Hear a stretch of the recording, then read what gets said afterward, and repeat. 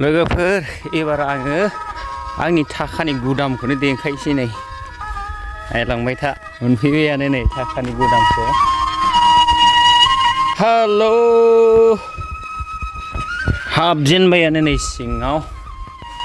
नै बेजों लुनानै होनांगौ थाखा गयो आरो नेक्स्ट रुमाव ओरैहाय चलो बिदिबा नै बाहायनो हाबनांगौ नै हेल' नै मावग्राफ्राबो दंफैखायो दाना होग्राफ्रा ओइ हेल' मारै दं वा हेल' मारै दं बाब्रे बाब 500था दं आरोना लोगोफोर बाहाय 500थायाव 30,000सो थांदोंमोन खरसा दा बेखौ फाननानै मोनगोन जाहैबाय 40 दिननि गेजेराव 2.5निफ्राय 3सिम हाबगोन बाहाय लोगोफोर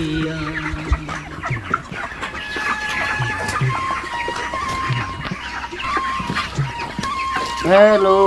मारै दं खुंगुर गैया दाउजो गैयासो दाउला नै साफा खायसे खुगाया सानसेयाव 3,000नि आदार नांगौ बिसोरनो 6,500 साननै होजायो आरो एसे स्पेयार खालामनांगौ एसे होनांगौ फुल होयोबा 6,000 6,500 थाङो जाहैबाय सानसेयाव बस्थाथाम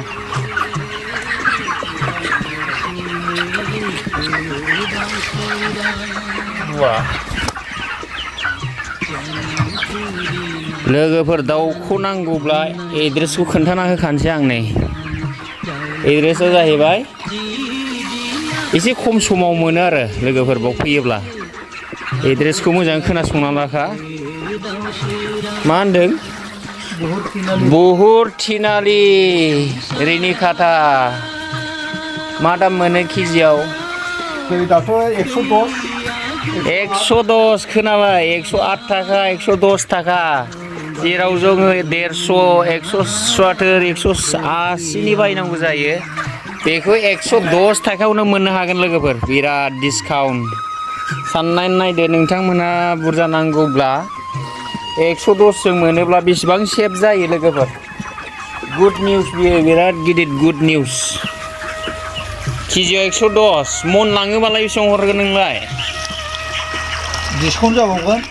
जाबावगोन 110 बाबो आरो बुरजा लायोबा डिसकाउन्ट जाबावगोन मानसियानो एसे ससमा हमो बेनो आं कन्टेक्ट खालाम हायाब्ला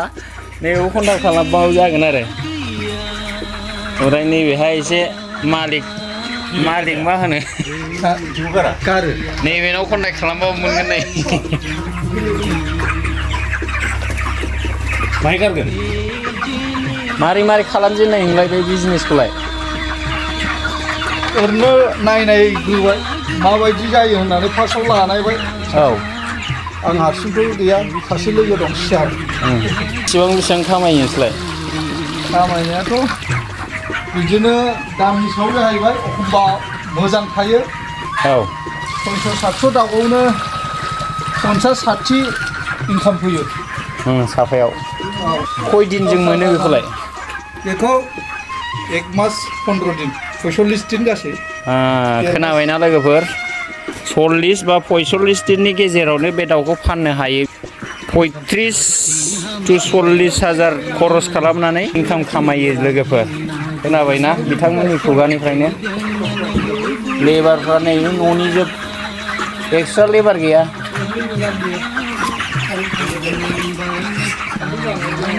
स' रियेल कन्टेक्ट नाम्बार नांगौब्ला बाहाय नोंथांमोनहा फल' खालामनो हागोन कन्टेक्ट नाम्बार लानो हागोन